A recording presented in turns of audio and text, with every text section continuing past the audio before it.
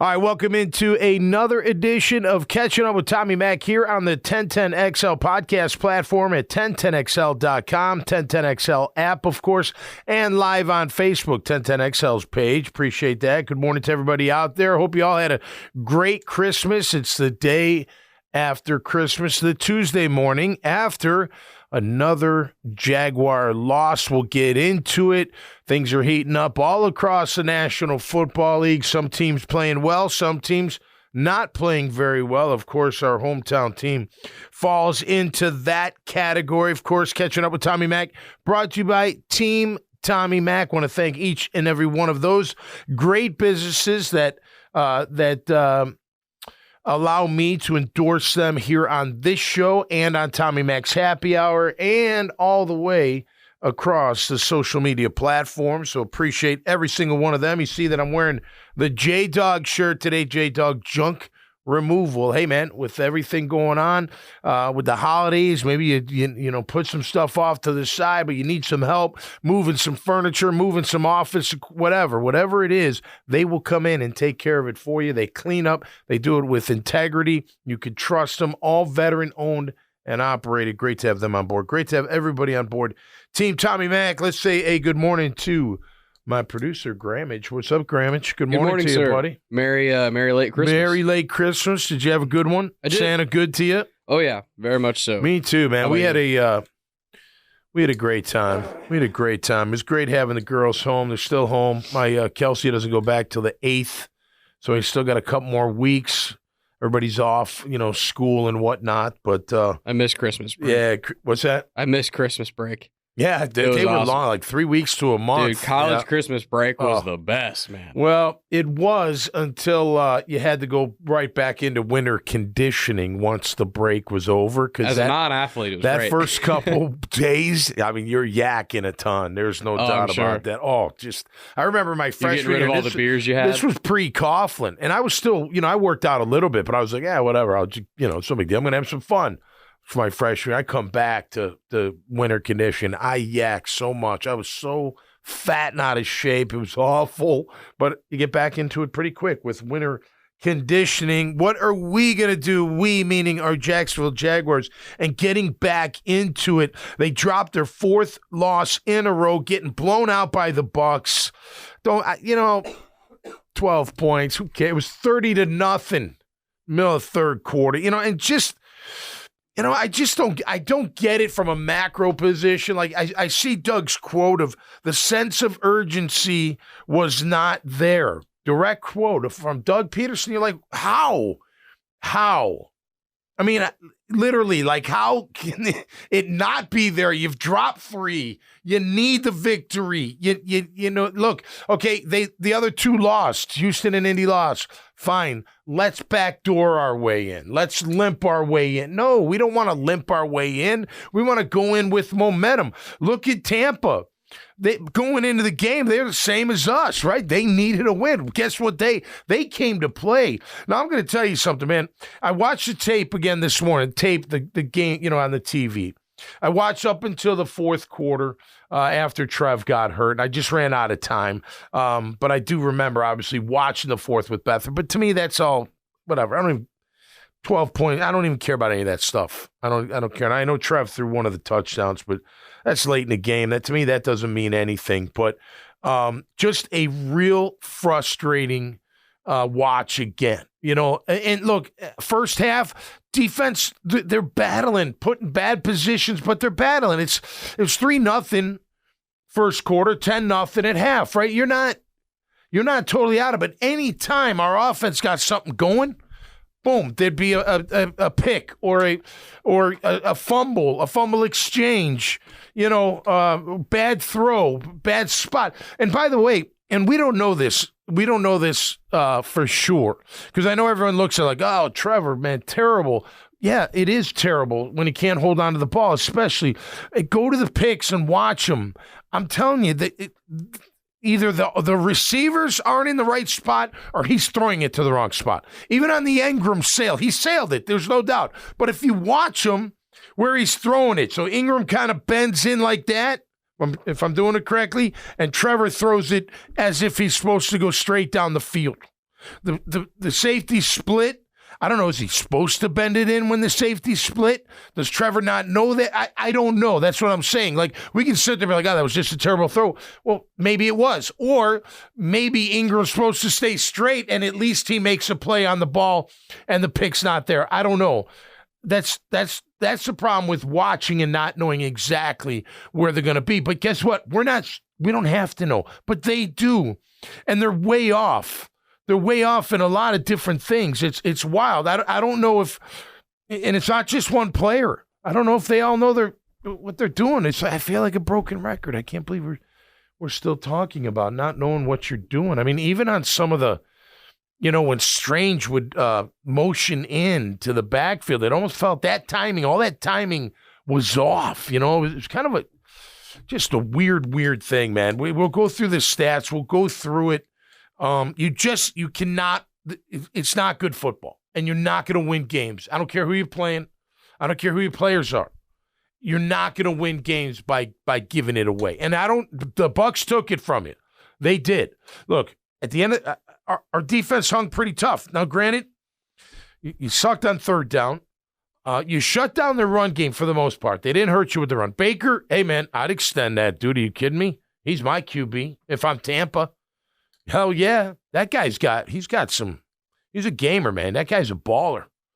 He's not, his arm is really good. If he was 6'4", we'd be talking, you know what I mean? We'd probably although he was the number one pick overall in the draft, but that arm got him. Well, that he's talented with that arm, no doubt. And he's tough, and he moves around, and he knows where to go, and they're on the same page, it feels like, and we're not. Well, his ending with the Browns was a little weird and kind of how it went down and everything.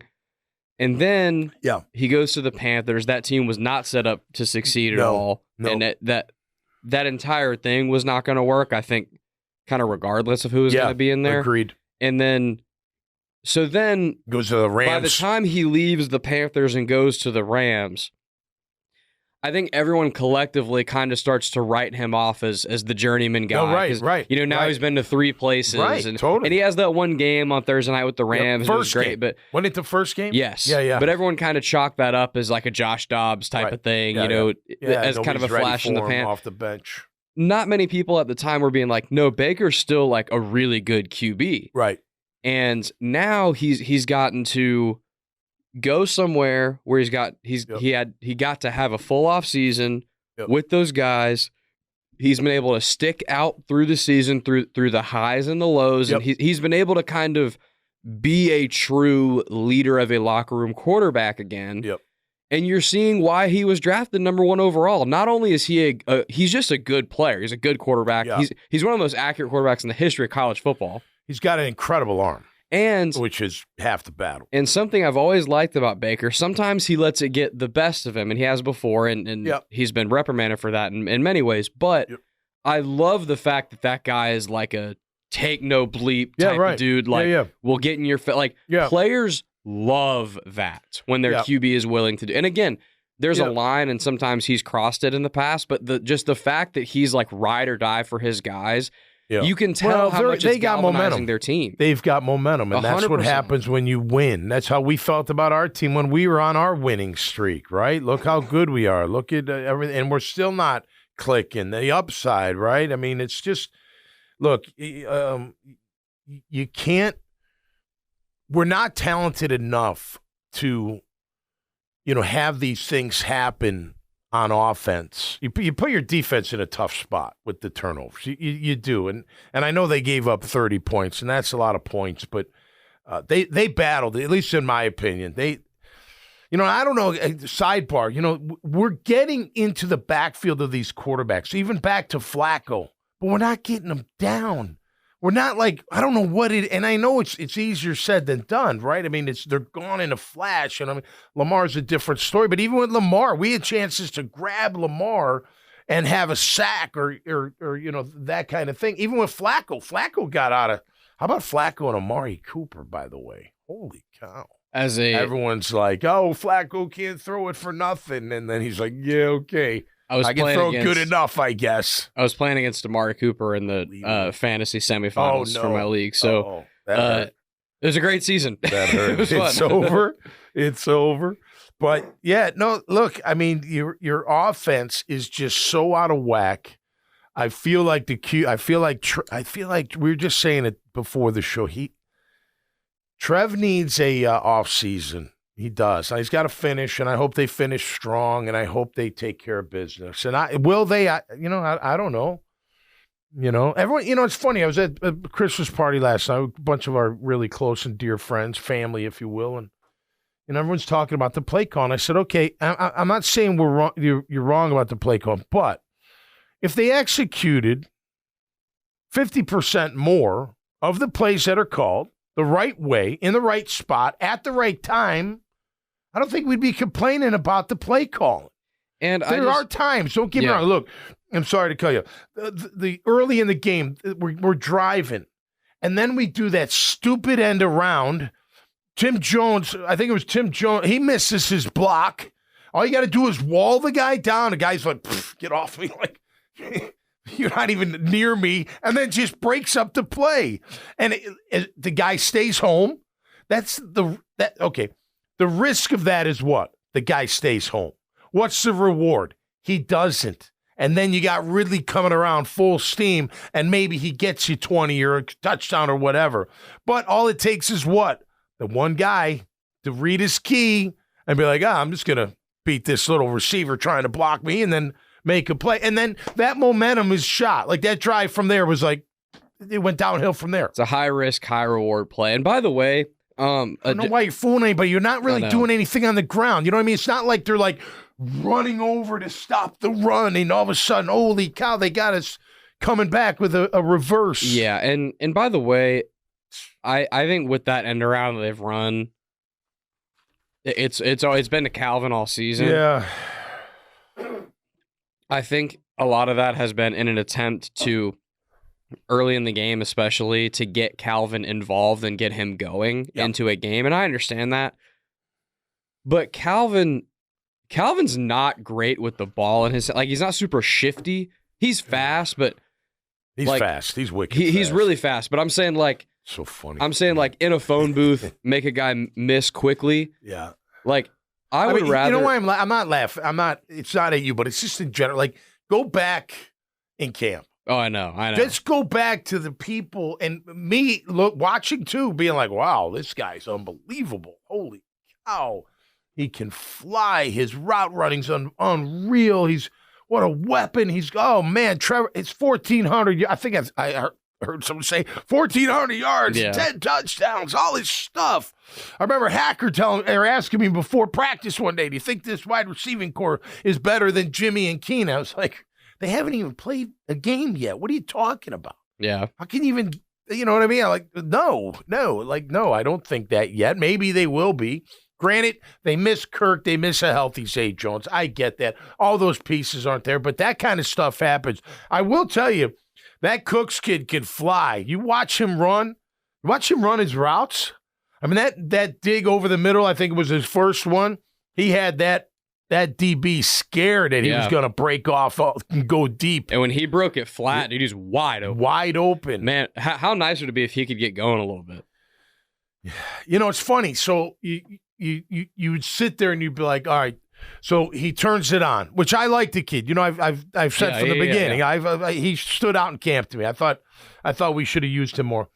But you could get caught up in he finishes the year strong. Oh, maybe he's the guy, the next one, and then maybe it changes the way you build the team, and you miss out on something. He just ends up being, because people would be like, well, why didn't he win a starting job? I'll tell you why. Because they're counting on Calvin, Zay proven, Kirk proven, all paid, Ingram proven, paid. It's a numbers guy. All these guys are paid, and then he's not, right? So but I like him a lot. I don't know why we didn't go back to him more.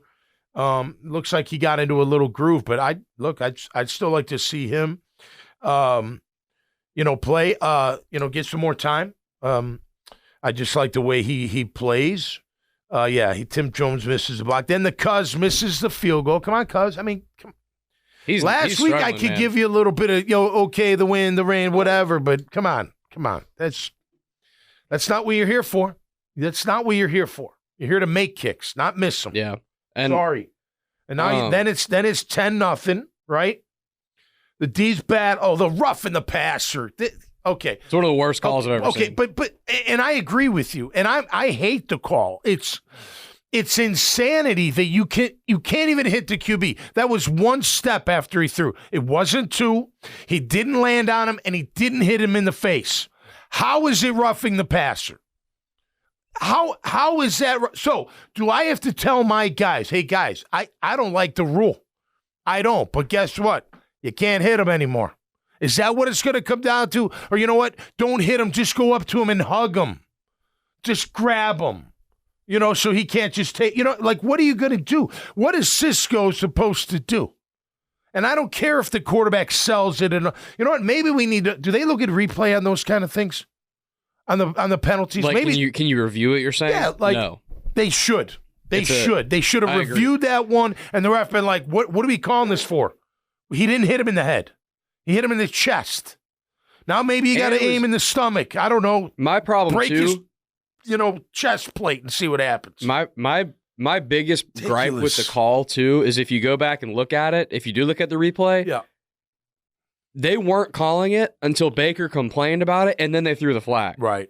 Well, that's right. a problem. I know. You are allowing a player to influence what you. That's a problem. I agree. But that was a horse, what call. But it's up there, and I'm not being dramatic. I'm being serious on this. I honestly believe that it's like top 2 or 3 worst roughing the passer calls I've ever seen. I don't know what they're told. I don't know what they're told. Anytime the quarterback gets hit, we're gonna assume that it's roughing. So really quickly, because I know we want to get to the next thing on that. As a defensive player, when you're coming in full head of steam trying to get to the QB, if I'm a DC or a linebackers coach or a D-line coach or whatever, can I tell my guys if he's released the ball and your momentum's right there, it's not going to be late or anything, can I use my hands and just push him? Would that help? I don't know.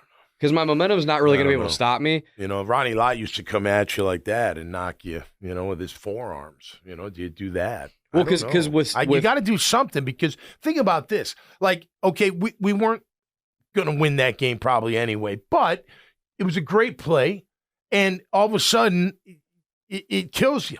You know what I mean? It extends. Now, granted, only led to 3, call. But still. It was a 7-point call. No, I know. Because they scored a touchdown on that drive. Did they score a touchdown? I thought it was they scored it after the Ingram pick. Okay, so they got a field goal then? They got the field goal. So it's 13-0. Well, right. Yeah, I mean, still, you missed the field goal, then that happened. And it was on 4th down, too, I think, right? It was 4th and 5. Good call. Yeah, it was 4th down. Man. So, and then he sails it to Ingram, and then the Bucs, he throws it to Evans, and it's 20-0.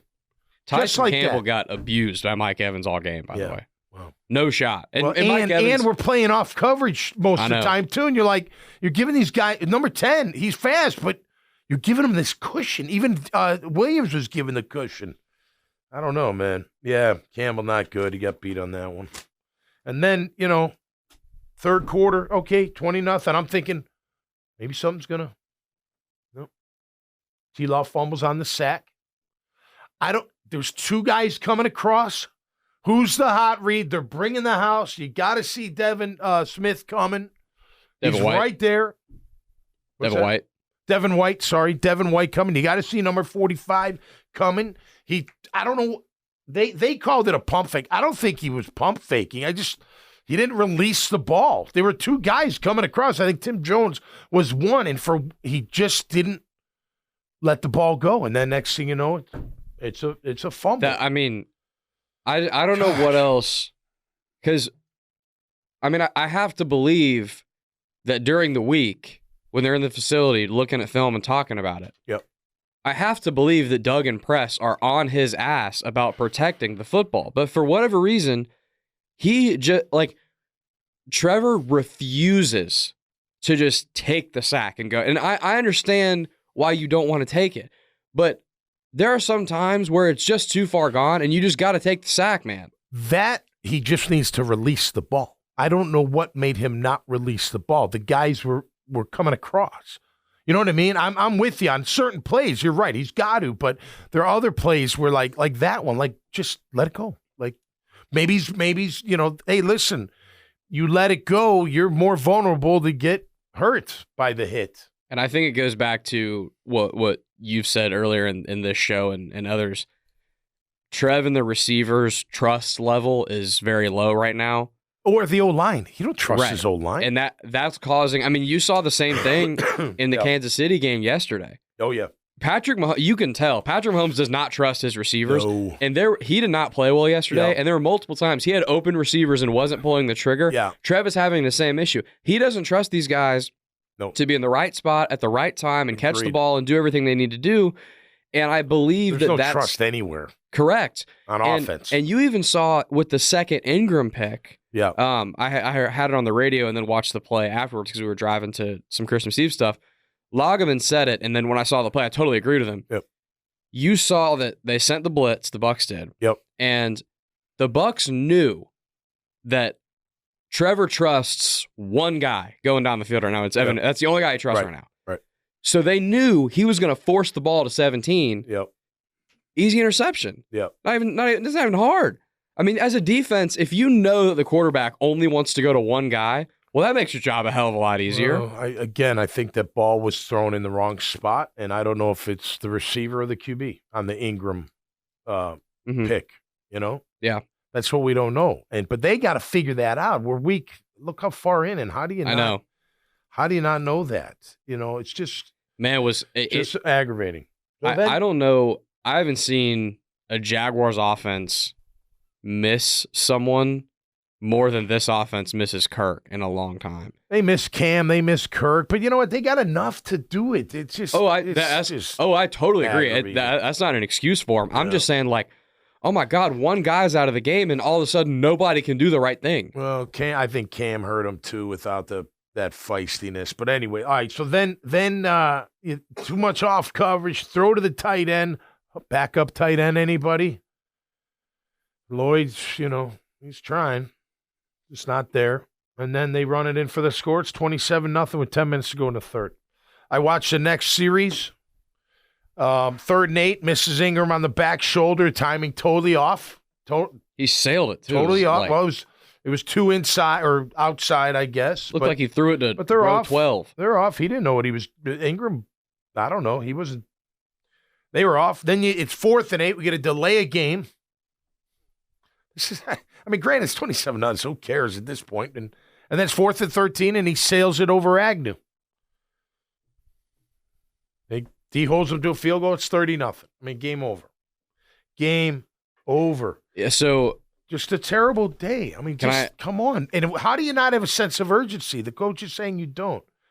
And I get the frustration. I'd be frustrated too, but I don't understand how we're still off on timing. So I don't get it. Can I bring something up that I feel like is one of the root causes of a lot of the issues they're having? We are 23 minutes into the show, nearly 24. You know what name we have not brought up one time? Etienne. Travis Etienne. Yeah. Well, he's not doing anything. I'm going to bring him out because wait till I tell you what he averaged on the ground. Oh, 100%. But I'm just saying, like, dude, they can't do anything. There is not even an imagination of a run game on this team at all. Yeah. Nothing they do works on the ground.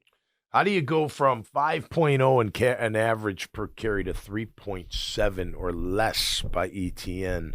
What changed? Did the game plan change? They figured it out. How did you go from being a pretty good offensive line last year to a not a good offensive line this year? Don't give me Juwan Taylor. He's struggling with Kansas City. I don't miss him. Good for him. I don't wish him any ill will, but it's not like he's dominating at right tackle. And Anton Harrison was probably our best, at least playing offensive line. I was going to say, I don't think Anton Harrison. It's not like Anton Harrison's just really he's not the problem. It's those middle three, man. It's the interior. Well, look, Walker doesn't do that much either. I don't know. I agree. They just, and I'm watching them, and I swear, even Cleveland, it's like they just kind of get in the way. They don't move bodies, and then they're like, okay, I did my job, or they don't, and they just whatever. It's all ho hum. It feels. You know what I mean? I don't know, man. And again, it always starts up front, but then it leads to what? QB don't trust the O-line. QB don't trust the receivers. It's like everything's out of whack. But it's not. Look, it is, but it isn't, right? Because think about when they were winning. There were no problems. Were we complaining about the offensive line? Remember what were the games where no hits on Lawrence? Two of those, there were 2 games, 0 hits, right? And one was a pretty good pass rushing team from what I recall. So how is it? And Phil Rosher, who we, on this show at least, we rave about, like, I trust in Phil, right? I still do. I still trust in Doug. There's something amiss, though, I think, with it all. And I don't know if it's, I think I saw maybe Gene Fournette wrote it, overconfidence. I don't know. Like, I mean, week 3 is talking about press clippings, so maybe so. I don't know. It just seems that this team with enough talent, and I've said this weeks ago, they got enough talent to be a contender if they play good football. They can't play poor. Nobody really can. And it's funny. Look at KC. They're struggling too. Who's their guy? And by the way, Kelsey, he's dipping a little too much of that toe in there because he looks sluggish. Yeah, women weaken legs there, Travis. Didn't you know that? Women, weaken legs. He just looked sluggish. He went down on the first tackle. He missing catches. I was like, man, what's he been doing late at night? Not saving the energy, I guess. You know that quote's from, right? What's that? You know that quote's from, right? No. Seriously? Of course I know where it's from. I grew up on Rocky. Rocky's my man. But Mick's other great quote? Yeah. I need you to eat lightning and crap thunder. Yeah. He had a lot of them. That's an all-time quote. Get up, you son of a bitch, because Mickey loves you. That's one of my favorites, too, no doubt. But, yeah, it's just a shame here. Maybe it's all managing expectations, right? Maybe, okay, we were 9-8 last year, and we got hot. We did. And we went toe-to-toe with KC. There's no doubt. You can argue that no doubt they should have won that game. They could have won that game. I agree. Yeah, could have is the better word. You're right. Could have if a couple things happened and guys made plays and wasn't a fun, whatever. That was then, this is not. But we come in and we're thinking, oh, this team's, And they bought into it too. Look, and I'm not faulting anybody because in today's world, the hype machine's got to be there, right? For instance, I'm watching a hype piece on Boston College going to a bowl game in Boston. A 6-win team that should be going home and taking a crap on their mom and dad's toilet bowl. That's the only bowl they should be going to. Are like, a send-off. To where? To Fenway. It's like a 10-minute train ride. Like, why are we celebrating this? I get it. We got this hype. They're a top 20 portal team. Like, what? What does that even mean? Who's coming to BC to? They didn't cut it at their team, but you know what I mean? They're not coming to BC to win a championship. You're not. They're not going to win a championship. Who knows if they ever will? I don't know if we even care if they do, to be quite honest with you.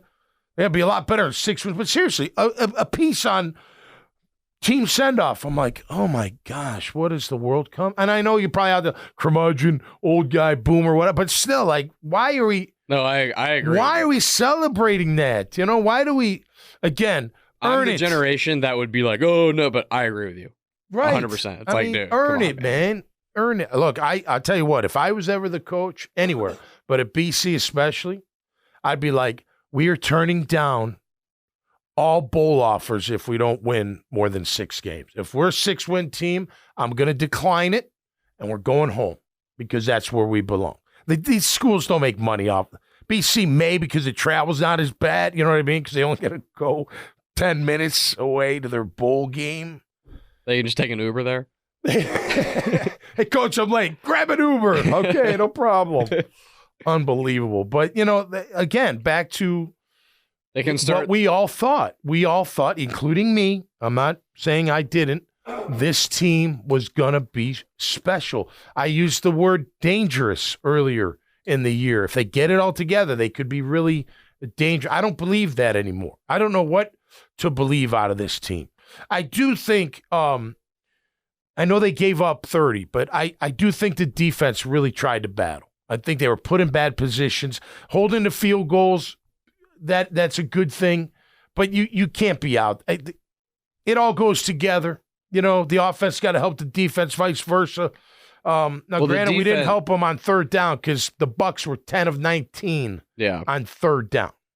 Terrible. But the offense cost the defense a lot of points, and if you watch the game, you could tell that. Yeah, it's just. But I mean, if the offense was staying on the field longer, scoring more points, capitalizing on stuff, I don't really see a world where the Bucs would have scored 30. It would have come down to the wire, maybe a 24-21, something like that, and maybe they still would have lost. Right. But if the offense is doing anything, once again, we're 3 of 9. That's 1 of 3. That's 33%, 0.33 if you want to go full on it, on third down. That's our year average, 36, 35. How are we so bad on third down? That's who we are, though. You know what I mean? Like, we are terrible on third down. Like, at this point in the season, there's no, like, they just need to figure this out or whatever. No. Like, the sample size is too big. They're too, like, that is who they are. They are a terrible third down team. And again, I think so much of it comes back to the fact you can't run the ball. They just cannot run the ball. They can't. Etienne, 6 for 12. That's. And again, I don't know. It's just, again, if you can't block him up, you can't give him a chance. You're not running the right. He's not an inside the tackle runner. You got to do it on occasion. You got to get him a little bit more outside. Again, though, you get into some momentum. You get into some rhythm. There were plays where I'm writing down notes. I'm like, all right, we got a little bit of momentum, and then boom, we have an interception or a fumble or a guy out of position or whatever. Guy misses a block, doesn't help the QB out. One of David's early sacks, Etienne missed a block. He went to go block. Maybe it was a tight end. Maybe it was Strange coming back in. Totally whiffed on him. Quarterback can't win standing there. So it's just, miscues. And then you go against these teams that are playoff teams. They're going to beat you. They're going to beat you when you give them, you give them, those types of advantages during the game. You want to watch a team that's humming right now, and I picked them to win last night, but the Ravens are humming. Will they be a Super Bowl champ? I don't know. I want to see more, but they're in a great spot. That's how you play team football. That's how you play football. I was so impressed with them last night. They were great. They for the first, it was refreshing, honestly. For the first time, seemingly all season, that the Niners have been mostly healthy. Yep. They had a team that was not scared of them whatsoever. No, Ravens aren't ever scared you hit us, of we're gonna hit you. We're gonna hit you back harder. Yeah, Ravens are always like that. Yes, and San Fran is typically too. They're a physical team. And I felt like for the most part of the season, anytime I've watched San Fran, including when they came here, and it wasn't just us, there's a lot of other teams. San Fran has this tendency to punch teams in the mouth really early in games, and they cause teams to fold. Well, they go up, and then it changes everything. The whole be the bully thing from last week with the Jaguars. The Ravens were the bully against the Niners. I don't think I'd be surprised to see if Baltimore, since their existence, was ever bullied. Because even from 1996, they had a guy, their enforcer was Benny Thompson. You guys remember that safety? And he was a big hitter, but he'd take your head off. And Baselli had to go after him a couple times for going after Brunell and things like that. I mean, it was heated. There was a little scuffle, if you recall, in the south end zone or the north end zone against the Ravens in 96. I mean, it started right from the get-go. They've always been that team. John Harbaugh just gets his team ready to play. I mean, he does. I don't know how he does it, but he does it. And they, And here's the thing, like they respond well. They do. I mean, they're physical. They've got playmakers. They added playmakers. One of the best tight ends in the game goes down. What happened? Hey, okay, sorry, we missed Andrews. He's a beast, but we're throwing Likely, and we got Flowers, and we here's this other guy who's also awesome. Right. So we got it covered.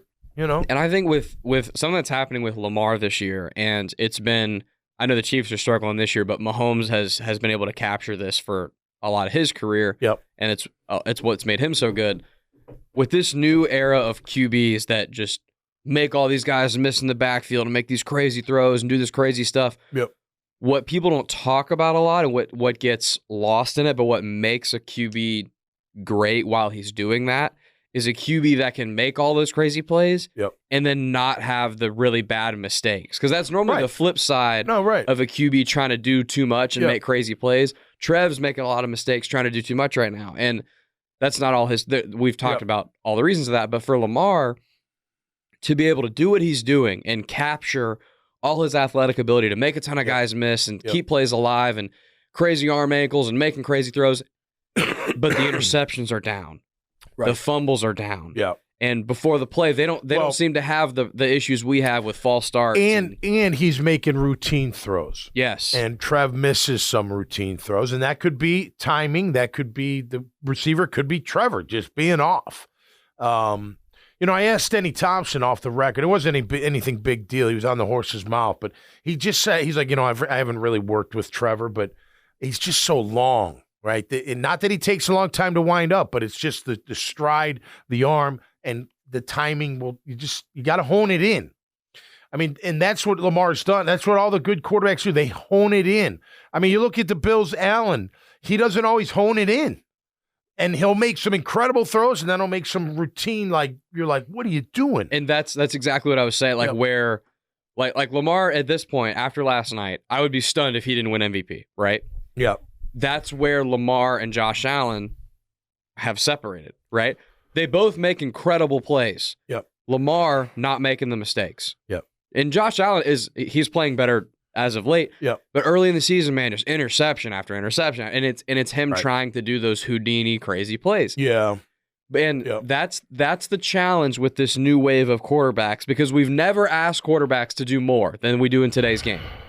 So the challenge is, can you be that magic man, but also have that sense of, okay, it's not there, I got to throw it away. Yeah. Okay, it's not taking there. what's given. That's just being efficient running the offense. You got to run the offense efficiently, and then you'll be a good quarterback. Now, if you got all those extra tools and make things better or even more great, then that's what you are. But you look at Sunday. You look at Baker. He's running that offense. It's efficient. He's got playmakers. I know he does. He's got some protection, no doubt, and he's got moxie to get out of dodge and make a play when he has to. But he doesn't, or at least he didn't, make the mistakes that we're seeing. And again, four turnovers for us, 0 for them, right? I mean, so you can't win in that style of football. Look, we got Carolina coming up. They put up 30 on Green Bay. That kind of worried. I was like, well, not that Green Bay's this juggernaut to compare to, but they're figuring something out, getting 30 points in an NFL game. I mean, you got to beat Carolina. The Jaguars got to. They are not playing well enough to consider anyone a layup. They're not. Well, you just can't show up. But I don't know. Well, again, this whole year, let me just say this. This whole year has been a weird year, in my opinion. And weird meaning the messaging, the psyche, the things that happened throughout the year, bad practice week of KC, reading press clippings after the Houston game, got to get away to get out of here and go to London, and it'll be good for us. Come back stronger than ever. Fantastic. Go on a run. Great. Then start getting the crap kicked out of you. And then the messaging is, well, that's not us. Those are imposters. We dominate the line of scrimmage. I mean, just weird things are being said and talked about. And look, if I hear that as a player, am I giving myself that trap door? No, just wasn't us today. Yeah, it's creating built-in excuses. Yeah, it's just, it's funny. My old linebacker coach, who was gruff, he was a 2-time Marine in Vietnam. Coach Zabel was great. But he always used to say, he's like, don't brother-in-law each other. Don't say it's okay when it's not okay. You should put pressure on each other. Inside this room, he's talking to the linebacker. You should be giving each other shit Sorry. It's a podcast. Yeah, that's right. I can say it. You should be giving each other grief when you're not playing well. Don't be like, okay, next time, my bad. That was when my bad came into existence. Remember the my bad era? See, everybody knows it's your bad, so you don't even have to say it. And I know it makes you feel better when you're like, oh, no, that was me. Yeah, we know. You dropped the ball. You missed the tackle. You got knocked on your ass. I know. Well, it is you. You can speak to this. But those are excuses, sorry. And you don't want that culture. You want that high pressure of, hey, man, we got to be held accountable every single week, every single day. How do you have bad okay, I know it's easier said than done because I was there, right? And I'm not saying just because I was there. I'm just saying that when you're done playing and you have time to reflect and you get into the real world, so to speak, you're going to miss it. No, regardless of your financial situation, you are going to miss playing this game at this level. The life of an NFL player, and I only know the NFL, is absolutely incredible. It is. You're playing the game you love. You're making more money than you could do with. You've got it made as far as, going to restaurants and all your medical's taken care of. You don't really have to go to a doctor. You can get your kids set up. You just got a good life. You got a lot of free time. You got alone time. You guys, you worked out your collective bargaining agreement, so you don't have to do as much as you don't have to do. Good for you. I'm not complaining. My pension goes up, so I'm happy. Make more money. It's all good. Nutrition and food. Just everything. You got everything. You're going to miss it. And if you ever, you don't want to have regrets, right? And you can sit there and not hide behind, but be like, well, I made a bunch of money, so what? Well, you know what? Deep down, if you're a competitor, it's going to matter. So you're gonna have regrets. Like there are, I don't want to say regrets for me, but my career was cut at 5 years. I wanted to play 15. Did I? And I was a hard worker. If you ever ask him, I was always a hard worker, but I also was a hard player. I was a hard going out at nighter, and I probably shouldn't have done that as much, right? Maybe that contributed to my injuries. I don't know. I've no. It wasn't like I was sitting around alcohol. I'm not talking about that, but being single, going out, chasing the skirt. Sorry, trying to connect with women. It's more the politically correct way to say it. But you know what I mean? I was being single in the NFL before I met my wife. And when I shut it all down. But my point is, like, you could I have said, you know what? Why don't you cut that in half, man? Why don't you not go out 4 nights a week? Go out 2 nights a week. Go home and rest. Go home and get off your feet. Whatever. And trust me, I did all the extra stuff. I did everything that I could possibly do to be the best that I could be. But you look back on those types of things, right? You don't want to sit there and be like, man, I wish I gave more effort. That's why I'm always such, not knowing what you're doing is absolutely, positively, unequivocally terrible. That's not being a pro. That's not doing your job. To not know, especially at this point of the season, shame on you. Shame on you. You have not done the work. And that goes across the entire board. The entire board. I'm not going to go Dan Hick. And by the way, I love that rant.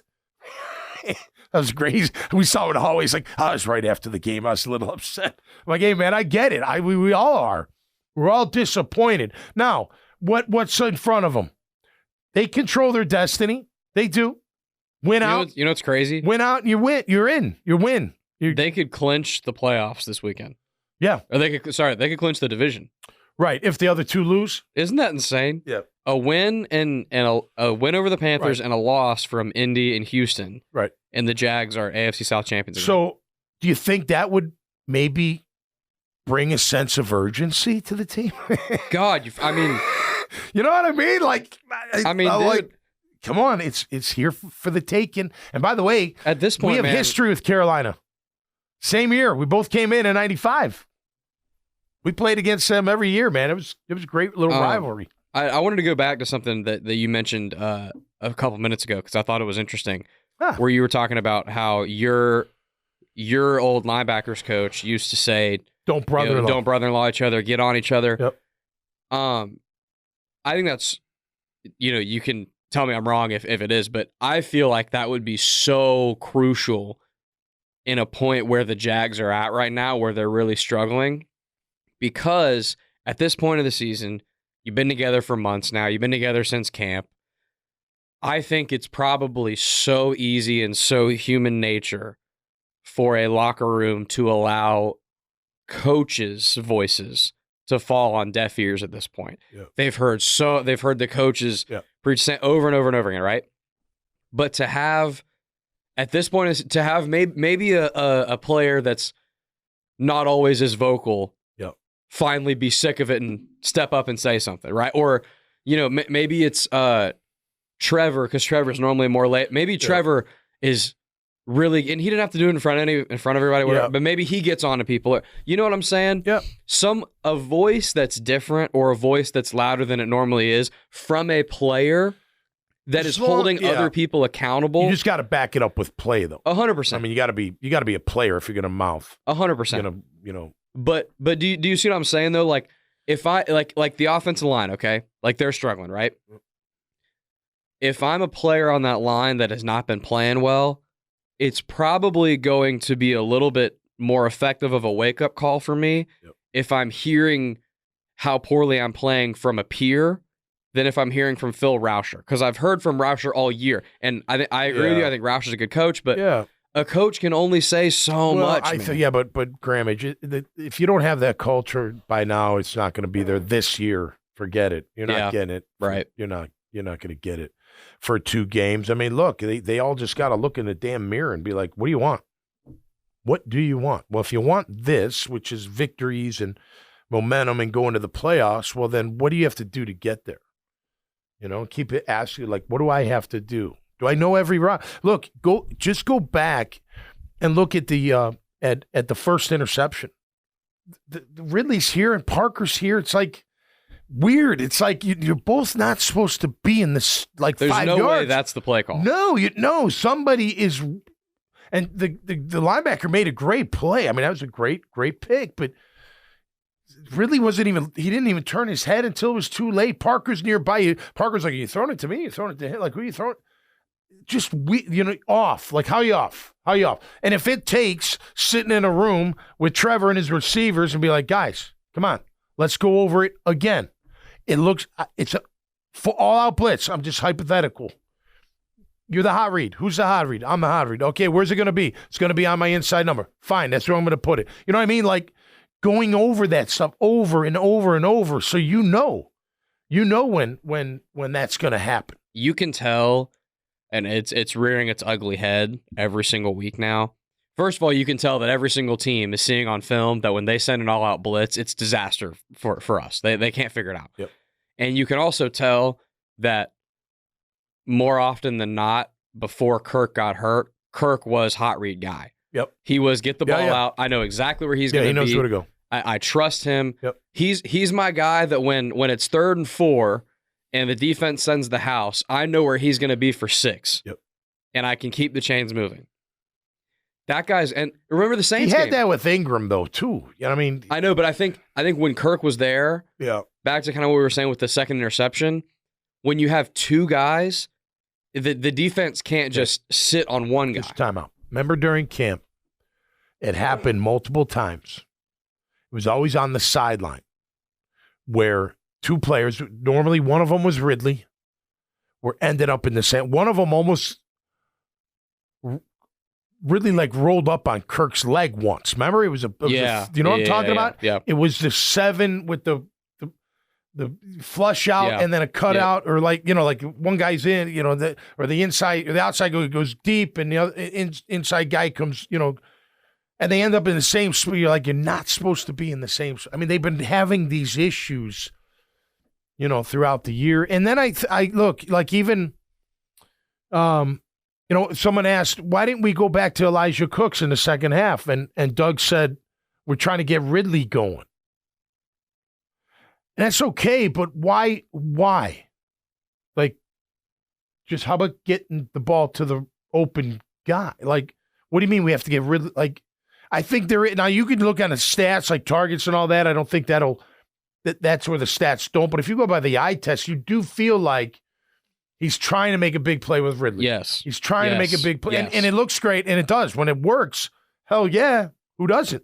But you can't efficiently run an offense just force feeding one guy down the field. No. And we said this a couple weeks ago when they were having some issues. We said it kind of feels like, again, Dak Prescott's rookie season when Dez Bryant was in Dallas, and Dez was getting all this money and he was the big time X receiver and all this stuff.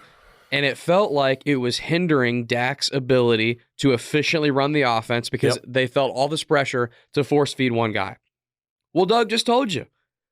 Why aren't you feeding the guys that are just naturally getting open within the progress of the play? Right. Oh, because we have this guy that we want to be our X factor, pun intended. Yep. And we're force feeding him the ball. Yeah. You can't run an offense efficiently that way. You can't. And again, when you don't have but hey, look. Kirk's not in there. Parker's your guy. Coach him up. Make sure he knows everything that's going on, and let's go. Yes. I mean, we just mentioned the tight end Lively, right? Mark Andrews down. Oh, my gosh. Pro bowler. Yeah. All pro. Total stud. Next guy up. Guess what? He's actually a pretty good player. Yep. Right? Doing a job. Because the standard is what? I don't care. I mean, look, every team should have it, and maybe they do, and maybe it's enforced, maybe it's not. I don't know. I was a backup. I was a starter. I had to know everything, even as a backup. Because what happens when they throw you in there and you don't know what you're doing? You don't back when you don't play. You don't know what you're doing. You're out of here. We'll find somebody that knows what they're doing. I can't have you risk a play by you not knowing the coverage, or you not knowing that you're the hot read, or you not, knowing who to block. Those types of things. Like, no. I might sound really ignorant on this, so correct me if I'm wrong here. I'm just kind of being hypothetical. Would it be beneficial, and would someone want to do this, or maybe they already do, I don't know. Like this week in practice, okay? It's Tuesday or Wednesday or whatever. I know they normally have Mondays off. What if, because they have so many miscues between quarterback and receiver, what if like Trevor was just like, hey guys, after practice, I need you for an I'm hour sure and a they half. do. I bet you they do some of that already. And we're just gonna go through literally everything. Like one by one, we're gonna like maybe we're gonna walk through it first, and then we're gonna run these full speed, and we're gonna complete passes doing this, or whatever. And I'm not trying to say that these guys are not out there getting extra work. I'm sure they are. But do you get what I'm saying? Like almost like they need to almost have a second practice. Well, I've said it before. In today's game, you got to do more on your own and as teammates than ever before, because they don't have that time. Because the regular practice time doesn't allow for it. No, and it's not enough reps. You can only get so. Although Doug does run an efficient practice, we've seen it. They run a lot of plays, or they were during camp. They get things done. So, there's not a lot of screwing around at their practices. No, to kind of go off of that too, with how little they have practice time. It's not just the Jaguars are an extreme case of this right now, I think, but it's not just the Jags. If you look around the league, the Chiefs are having these issues. A lot of other teams, man, the offensive lines, and I think it's because they have so little time to get to practice in pads where they're actually hitting people. Offensive lines look terrible around the league. There's like 3 good offensive lines in the NFL right now, man. Yeah, it's like the Eagles, the Niners when they're healthy, have struggled too, and even the Eagles. Yeah. But and Baltimore's then got a good O-line. Dallas, and then Baltimore. Yeah, but man, Miami's got a pretty decent O-line. Look around at 85% of the league. Right. These linemen are terrible, and I think it's because they don't get to practice in pads like at all. Well, there could be some truth to that, man. I mean, we used to bang quite a bit. That Miami-Baltimore game is going to be exciting to watch, man. But I want to see how that goes down. But that's part of it. But again, it is what it is what it is. So it's up to these players to, want it more, do more, prepare harder. I mean, that's the job. It's a hell of a job. I'm telling you, you're not going to like it when it's over. And I would almost say, like, when it comes to the extra work thing, like for example, we've seen it a bunch of times at camp, and it's great that he does this, but like Ingram early in his career had some drop issues, Yeah, right? right. So, Yep. We've seen since he's been here, he spends a lot of extra time after where he's catching the tennis balls and the footballs, whatever, and that's clearly helped him. He doesn't drop the ball nearly as much. Yep. But at this point in the season, with how many issues they're having being on time, if I'm Trevor, do I go up to Evan and Calvin and Parker and all these guys I'm relying on right now and say, hey, guys, like, I know you have your normal routines you want to do, but, like, again, we need... I got to imagine they're talking at least about that. But go back to Ingram. Like, you know, a week ago where they missed on the hot read. It wasn't a pick, but it was an incompletion. I think it was third down. It would have been a first down. The interception on Sunday, he bends it in. Trevor throws it straight. Like, how are you two off? That's what I don't get, right? Like if it was Kirk, we'd say the same thing. Like, wait a minute, you guys aren't. You're not a rookie. He's not a young player. He's an old player. Evan Ingram's old. He's not old, but he's a mature, seasoned veteran. Like, this is year 2. And if it's the QB, can he say, you know, now here's something, I don't know, but, you know, sometimes you're not allowed to criticize the QB. You're not allowed to do certain things, say certain. I don't know that culture. You know, can Evan Ingram be like, yo, why are you throwing it straight? You know I'm going to bend it in when the guy's on my hip and the safety's split. I don't know if that's the case, but he clearly bent it in for a reason, thinking that's where the ball was going to be. So, you know, that communication we're assuming it's Trevor being, hey, guys. It could be the receivers being like, I'm so sick and tired of that guy throwing it in the wrong. You know what I mean? I don't know. I don't know what that culture is, but they gotta figure it out, and they got 2 weeks to figure it out. They really got a week. You've got to win this game. And how awful do I have to sit here? And no disrespect to Carolina, just not good enough, but that they're that bad, and we got to worry about you beating them so you can move forward towards another playoff run back-to-back years. What I was going to say, and we got to go, managing expectations. I mean, look, we are who we are, right? The Big Five, who I named in the beginning of the season, were 1-4. So what does that say? That's 5 games, right? KC, Buffalo, San Fran, Baltimore, and Cincy. 1-4. Cincy didn't even have their QB. And then against the rest, right? We barely lose to Cleveland. We barely lose to Cincy.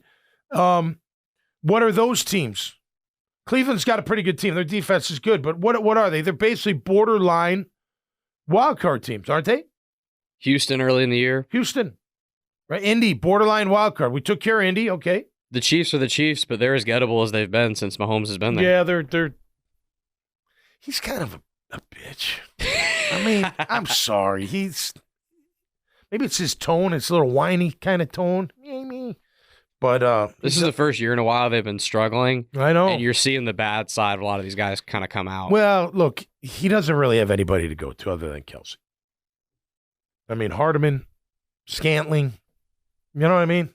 On occasion, they're all right. And if Kelsey's, getting fat and happy and not doing what he's supposed to be doing, who are you going to go to? Pacheco's now hurt. And he's getting. I don't screw the Chiefs. Anyways. I don't care. I hope they don't make it, but they will. You got a QB like that, so they'll be all right. Well, at the end of the day, destiny's in their hands. What are they going to do? What are you going to do? Can you sacrifice your life enough to put in enough work to finish this season strong? Can you hold yourself and your teammates accountable on every single play to make sure there are no mistakes, there are no miscues, there are no timing issues? I mean, the coaches, us talking about it can only do so much. It comes down to the player. How bad do you want it? And I tell you what, one day it's going to be over. And you're going to not like it because it's a tough thing when you are done playing in the National Football League. I'm sure a lot of athletes feel that way, but that's another story. All right, that's going to do it for us. Thanks for hanging out. Merry Christmas again to everybody out there. Happy New Year. I'll be back Friday because I'm doing Jaguars today, and I'll be back on catching up with Tommy Mack as well. Grammage, I know you're heading out of town, so Happy New Year to you, buddy. Happy New Year to everybody out there, but I'll see you on Friday. Have a great week. Thanks to Team Tommy Mack. Make sure you check them out on my social media posts. All you got to do is click on their handle. It'll take you right to their Facebook page, especially to their website, what have you. Great businesses that support Team Tommy Mack. All right, that'll do it for us. Till next time, stay safe and be cool. We'll see you right here at Catching Up with Tommy Mack. Peace.